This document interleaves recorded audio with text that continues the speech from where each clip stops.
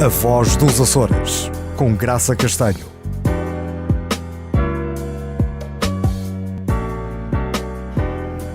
Mais um programa da Voz dos Açores, a partir dos estúdios da SMTV em Ponta Delgada. Damos as boas-vindas à professora Diolinda Adão, diretora do Centro de Estudos Portugueses da Universidade da Califórnia, Berkeley, presentemente nos Açores com um grupo de jovens. Olá, é um prazer muito grande tê-la aqui connosco, professora Diolinda. Obrigada, é um grande prazer estar aqui, a rever uma amiga e companheira de luta, digamos. De muitos anos. De muitos anos. De muitos anos. É verdade, é verdade. Colega Diolinda, há quantos anos é que é professora?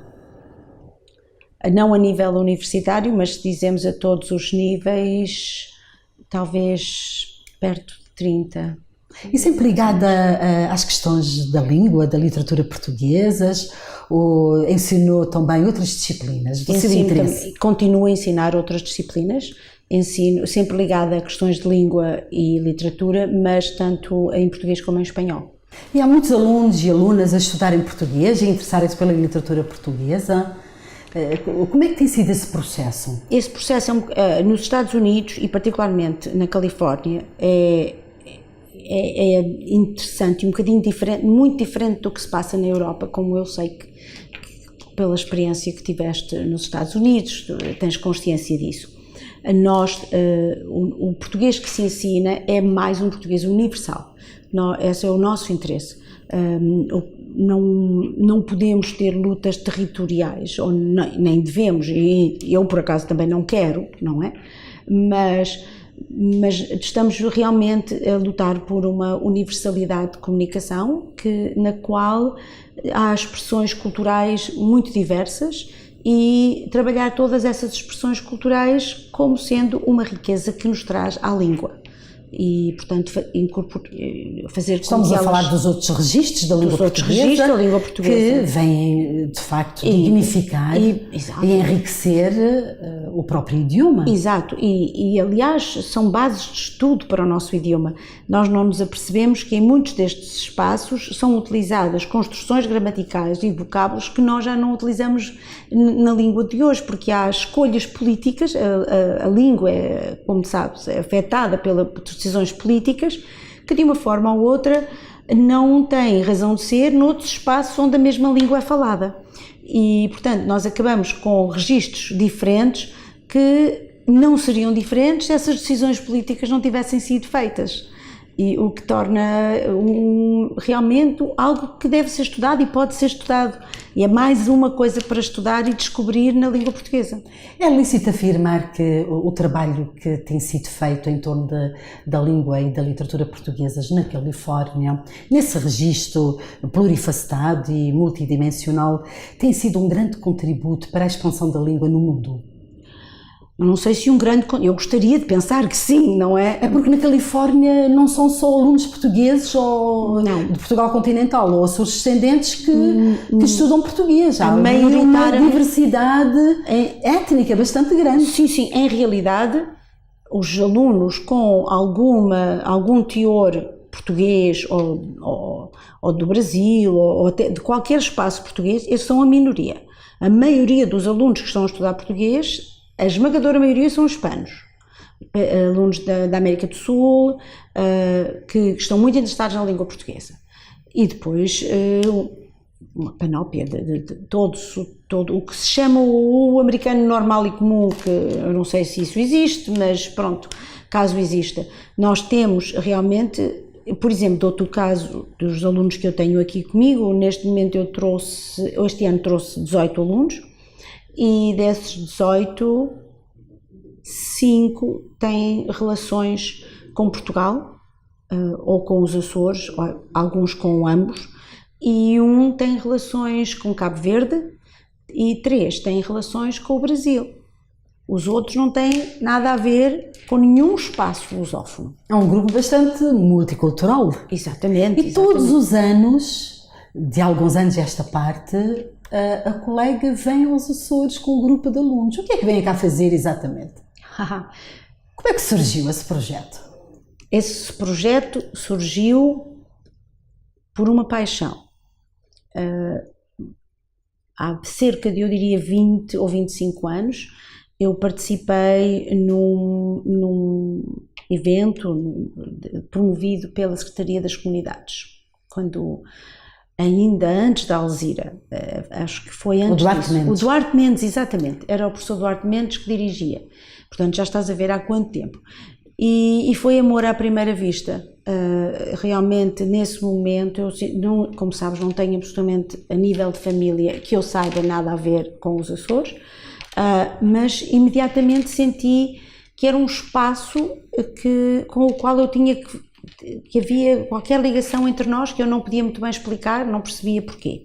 E é um espaço com o qual eu queria ter maior intimidade.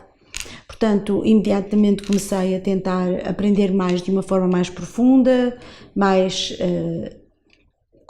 sistematizada, e quando mais aprendia, maior a paixão ia crescendo. Uma vez que eu já estava numa área da universidade, já estava na universidade e tive a possibilidade de desenvolver projetos de intercâmbio, eu sempre fiz projetos de intercâmbio, eu acho que este é o meu 20º ano ou 21º ano de ensino de viagens com alunos durante as férias, para vários locais do mundo, nem sempre para Portugal, ou para um espaço lusófono, porque, como disse, também ensino espanhol, trabalho literatura e cultura cubana, portanto também dirigi um programa por 5 anos, participei num programa por 5 anos, 3 dos quais dirigi, um programa para a Universidade da Califórnia, Berkeley, em Cuba. Portanto, isto não é algo novo para mim, é algo que eu tenho muita experiência em fazer este tipo de projeto. Mas assim que foi possível, decidi incluir os Açores, porque é uma mais-valia cultural e formativa para um aluno, qualquer aluno de línguas e culturas. Portanto, essa é a razão de ser deste projeto. Eu imagino a surpresa por parte de muitos alunos ao chegarem aqui e confrontarem-se com uma realidade tão diferente e talvez até com similitudes relativamente a realidades que eles possam encontrar na Califórnia. Como é que os seus alunos expressam esse conhecimento, essas aprendizagens que vão fazendo aqui nos Açores?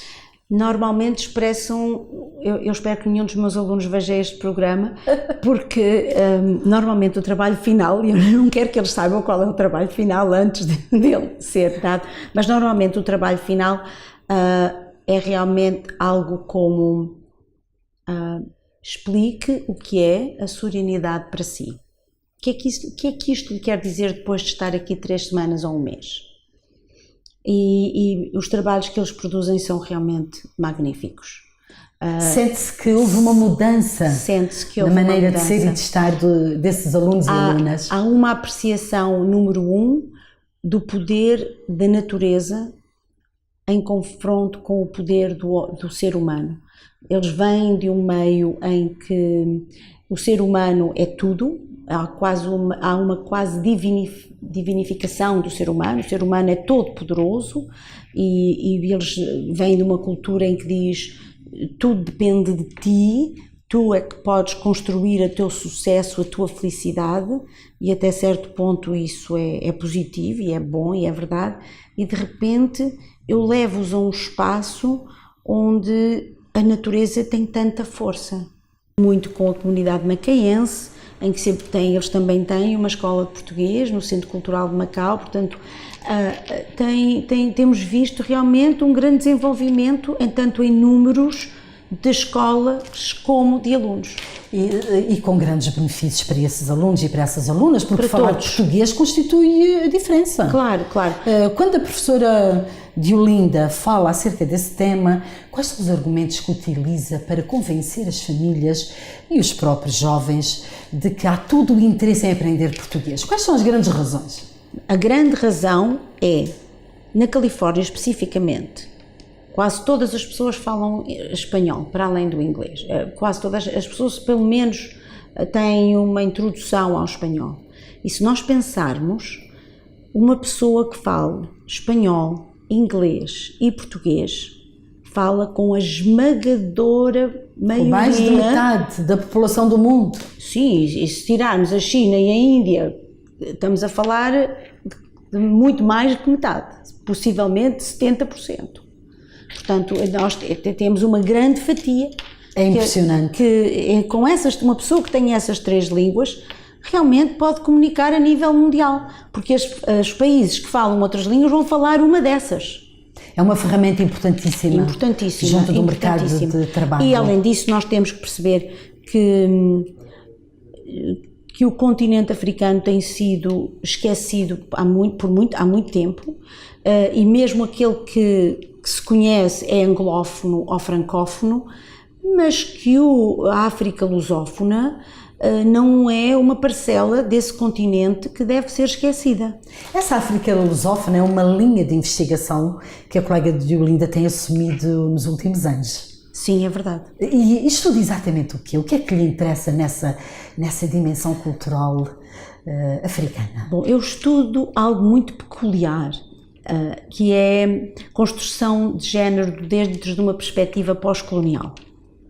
Portanto, esse é o meu maior interesse. Para além disso, interessa-me relações transcontinentais.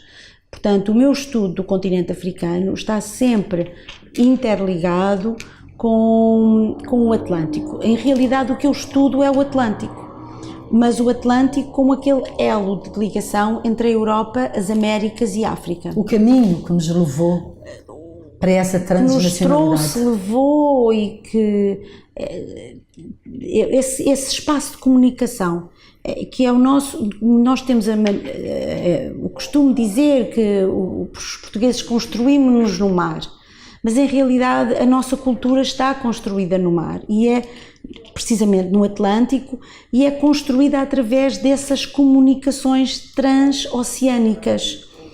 Muito da nossa cultura, muito do que nós nos concebemos, tem a ver com essas relações, essas transculturações, como dizia o Fernando Ortiz, entre a África, as Américas e o nosso pequenino cantinho na Europa, e a Europa. Portanto, sem essas 3 relações, não nos podemos entender a nós, nem às outras partes da qual compõem o nosso todo. E passados esses anos de estudo, está em condições de dizer que algum desse trabalho mudou alguma prática junto dos povos africanos? Levou alguma novidade? Tem sido ponto de partida para outros estudos? Gostaria muito de pensar que isso seria verdade. É muito difícil nós sabermos até que ponto o nosso trabalho tem impacto. Houve alguns projetos que têm sido muito interessantes, particularmente que me é muito querido, foi poder acompanhar uma poetisa e ativista são tomense, a Alda Espírito Santo, que acompanhei por uma semana, que acabei por ser a última pessoa a acompanhá-la, porque ela já tinha uma certa idade e faleceu não muito depois disso, e isso foi extraordinário. Portanto, é algo que eu acho que trouxe algumas novidades. Mas a mulher africana começa a ter consciência dos seus direitos e exige que os mesmos sejam implementados, sejam respeitados. Exige até ao mesmo ponto que nós exigimos, com sucessos e com fracassos. Nós temos que perceber que isso não é exclusivo à África. Existe na Europa, existe nos Estados Unidos. Nós não podemos dizer que os direitos da mulher sejam um caminho que está coberto de só sucessos. Também tem tido alguns fracassos. E é uma caminhada tão lenta. Nem sempre acompanha os tempos e as necessidades. Mais as necessidades. Os tempos eu acho que se calhar acompanha, porque os tempos fazem-se mentalidades. Mas pronto, estamos a falar em relações de poder, e as relações de poder são sempre complicadas. Agora, neste momento, estou a tentar desenvolver um projeto que eu estou muito excitada com ele, digamos mesmo, empolgada, mais que empolgada, que é tentar fazer uma relação entre os movimentos panafricanistas do princípio do século XX, desenvolvidos nos Estados Unidos, na área de São Francisco, na área de Nova Iorque, nomeadamente a Harlem Renaissance, a Renascença de Harlem, com a produção literária dos alunos da Casa do Império e todas as repercussões culturais e políticas que daí emanam. E tem sido um projeto muito interessante, um projeto que vai levar muitos anos a desenvolver porque tem muitas ramificações e já publiquei 1 ou 2 artigos sobre isso e parece-me ser um poço de coisas a descobrir. De possibilidades. Infelizmente, foram momentos culturais, ou digamos, a participação masculina é muito mais pesada que a feminina. Tem sido difícil encontrar, não difícil, mas tem sido, porque a participação feminina em ambos os projetos era efêmera, era menos consistente, era menor, embora que as mulheres em ambos os movimentos tivessem contributos magníficos. E o que é que nos pode dizer acerca das nossas comunidades portuguesas na Califórnia? Continuam pujantes, ricas, como em décadas atrás, ligadas ao dairy, às leitarias, à agricultura? Claro que a comunidade hoje em dia, mais formada, já tem outras... Claro, mas isso é bom. Já tem outros campos de intervenção. Isso é bom, isso é muito bom. Qual é o ponto da situação que faz? Em geral, a maioria das pessoas tem uma imagem muito dantista e dizem as comunidades portuguesas, as associações vão terminar porque as pessoas já não se querem envolver nisso e os jovens têm muitas distrações, etc, etc. Eu não estou de acordo. Eu acho que elas se vão modificar, mas isso não quer dizer que elas não serão interessantes, que não terão razão de ser. A comunidade portuguesa está-se a politizar muito mais do que nunca foi. Como sabes, a nossa comunidade na Califórnia está muito bem integrada. Nós todos fazemos parte da sociedade em geral, não há guetos portugueses.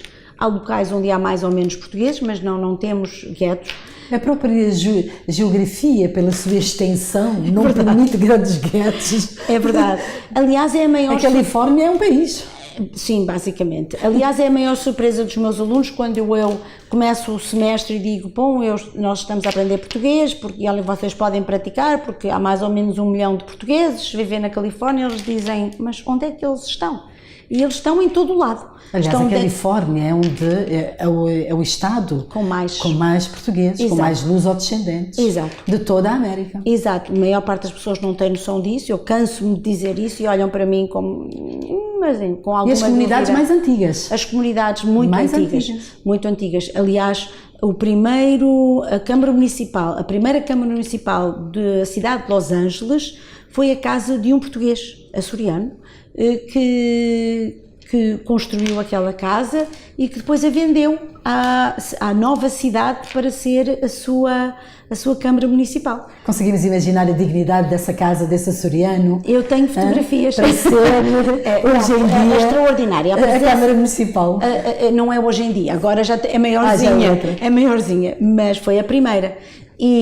Quer dizer, a presença portuguesa na Califórnia, na Nevada, etc., antecede esses espaços serem estados, eram territórios anexados. Portanto, nós estamos lá há mais tempo. Os portugueses desenvolveram a agricultura na Califórnia, desenvolveram toda essa indústria que continua a ser a maior fatia do PIB do estado da Califórnia. É a agricultura e faz-te sentir a tua pequenez como ser humano. E eu acho que isso é saudável para os jovens de hoje, do século XXI, que pensam que têm o mundo na palma da mão, quando pegam no seu telemóvel. Eles têm o mundo na palma da mão, mas há uma força superior a eles e superior a esse mundo que eles trazem na palma da mão. E aqui eles entram em contacto com ela todos os dias. E há alunos ou alunas que fazem isso de forma espiritual? Sente-se que o crescimento é tão grande que acaba por afetar ou modificar convicções, crenças? E normalmente a descrição, tu sabes que os alunos nos Estados Unidos fazem avaliações a todo minuto e constantemente, portanto todas as aulas, todos os programas, tudo tem 1001 avaliação. E a frase mais recorrente que os alunos, o comentário mais recorrente é, eu vou dizer em inglês, porque é escrito em inglês por eles, it was a life-changing experience. Este é o comentário mais comum para os alunos que fazem o programa nos Açores. É engraçado, a relação que nós estabelecemos é também muito íntima. Eu recebo convites para casamentos constantemente, escrevo mais cartas de recomendação do que é saudável, mas a relação que nós construímos quando estamos nos Açores é algo que realmente dura para a vida inteira. Eu faço parte da vida deles, eles da minha, e eles fazem parte da vida uns dos outros. Eles continuam a fazer grupo. Eles normalmente constroem um grupo agora no Facebook ou qualquer tipo de coisa e eles continuam todos a fazer parte desse grupo. E agora já têm filhos e vão partilhando as fotografias dos filhos e as histórias e os casamentos e vão aos casamentos uns dos outros e são família. E há situações em que essas pessoas já voltaram aos Açores? Sim, muitas delas. Aliás, o ano passado foi muito engraçado. O ano passado... De há uns anos para cá, eu deixei como sabes, eu venho aos Açores com alunos desde 2006. Acho que sozinha já trouxe mais alunos aos Açores do que todos os outros professores de português nos Estados Unidos juntos. Isso talvez queira dizer que eu sou louca, mas cá estamos e é o que é e pronto. Agora, e tem valido a pena? Tem valido a pena, absolutamente, com todas as... quando nós vamos fazer um balanço, tem valido a pena. E o ano passado, portanto, eu organizava o programa sozinha, tudo por minha própria conta, diretamente com a Universidade dos Açores. Depois surgiu o Study in Portugal Network, organizado pelo Michael Baum, um dos administradores da FLAD, e eu comecei a trabalhar com eles porque facilita muito, acaba por ser um bocado mais barato para os alunos, por questões burocráticas de seguros, etc., que não têm mínimo interesse para este espaço. Mas, de qualquer forma, voltando ao que estávamos a dizer, esses alunos vão ter realmente uma relação que os vai ligar profundamente e têm sempre essa experiência profunda. E o ano passado, nós ficámos num dos hostels aqui da área, da cidade, eu acho que posso dizer o nome, claro que sim. Out of the Blue, e eu, talvez no último dia antes, na véspera de regressarmos a Lisboa, eu entro na sala comum e vejo um jovem que eu conhecia, vejo um aluno meu, e de repente... mas ele estava com outro grupo de jovens, todos rapazes. E eu disse, mas o que é que tu... Eu disse, olha para eles, o que é que tu estás aqui a fazer?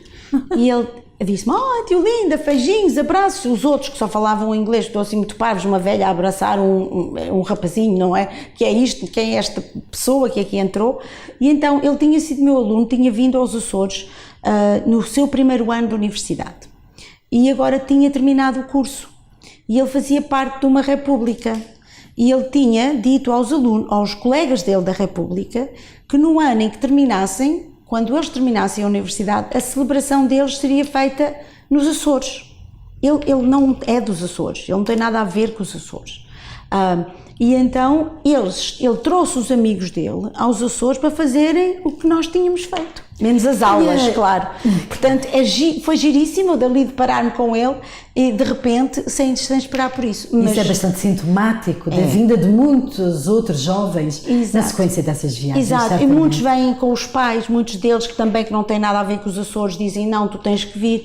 Temos um agora, que os pais vão chegar, quando nós terminamos o programa, 2 dias antes os pais deles chegam e vão ficar mais uma semana. Portanto, isso Estes é alunos e normalíssimo. estas alunas então estão aqui no âmbito desse projeto, mas numa dimensão formativa. Sim, Vão à claro. universidade, Eles têm nota, isto é um curso, eles recebem... eles têm créditos, recebem créditos. Seis. Seis créditos, Sim, são que é muitos, que nos são Estados muitos Unidos são créditos.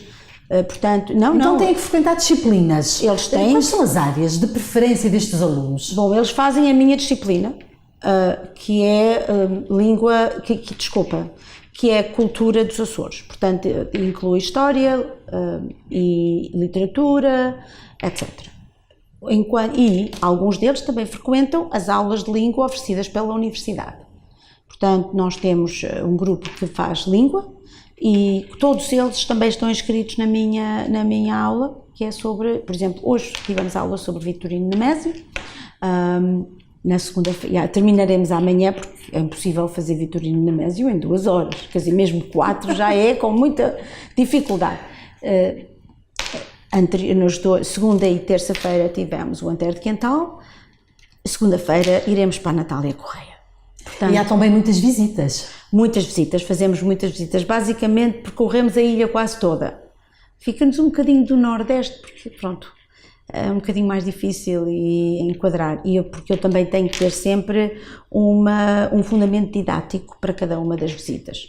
Mas mesmo assim, uma das nossas aulas é feita no São João da Vila, não é? Porque isso é aula. Uma das nossas aulas é as Cavalhadas de São Pedro, porque isso é uma aula de cultura. Cultura. Que melhor Cultura aula açoriana poderia ao dar. vivo. Ao vivo. E os alunos gostam? Adoram. Por exemplo, nós vamos às Furnas, eles estão ali sentadinhos na piscina e eu digo-lhe, meus meninos, atenção, não se esqueçam que estamos em aula. Mas tem que ser. Tem que ser. E eles agradecem e acabam por beneficiar de todas essas aprendizagens e de todo esse conhecimento. Nós já falamos aqui um pouco sobre a língua portuguesa, mas muito na perspectiva universitária, porque há a dimensão comunitária. Sim. Que nos leva a ter grandes discussões sobre o futuro, o presente e o futuro da língua portuguesa junto às nossas comunidades. Como é que estamos relativamente a essa dimensão? Bom, eu acho que nos últimos anos temos tido quase que uma renascença nessa área. Houve ali um período em que as escolas portuguesas estavam a ter muito poucos alunos, algumas delas estavam quase a fechar, já não havia aquela necessidade dos meninos irem aprender português porque não havia ninguém com quem falar, porque eles tinham que falar português com os avós. Houve ali um período em que as coisas estavam muito complicadas. De repente há uma nova vida em que temos pessoas de segunda, terceira, quarta, quinta geração, adultos a aprenderem português, pessoas que estão casados e que têm filhos de várias etnias e que os filhos querem aprender português. E, portanto, temos tido um renascimento a nível de novas escolas a abrirem. Também estamos com, isso tem sido um colega e amigo de ambas, um filho, um miquelense, o professor José Luís da Silva, que tivemos os primeiros rebanhos, aliás, no princípio do século XX, todo o espaço que entre São Francisco, tanto de um lado da Bahia como do outro, entre São Francisco e Santa Clara, era espaço português, em que eles se criavam todas as frutas, legumes e tudo isso, os hortícolas que eram vendidos nas grandes cidades de São Francisco e Oakland. Infelizmente o nosso tempo já terminou. Muito mais informação sobre a Califórnia teria a professora Diolinda Adão, que acabou de nos fornecer dados que muito contribuem para o orgulho açoriano na América do Norte, mais especificamente na Califórnia. Despedimos-nos de todos e todas, desejando as maiores felicidades. Um bem-aja.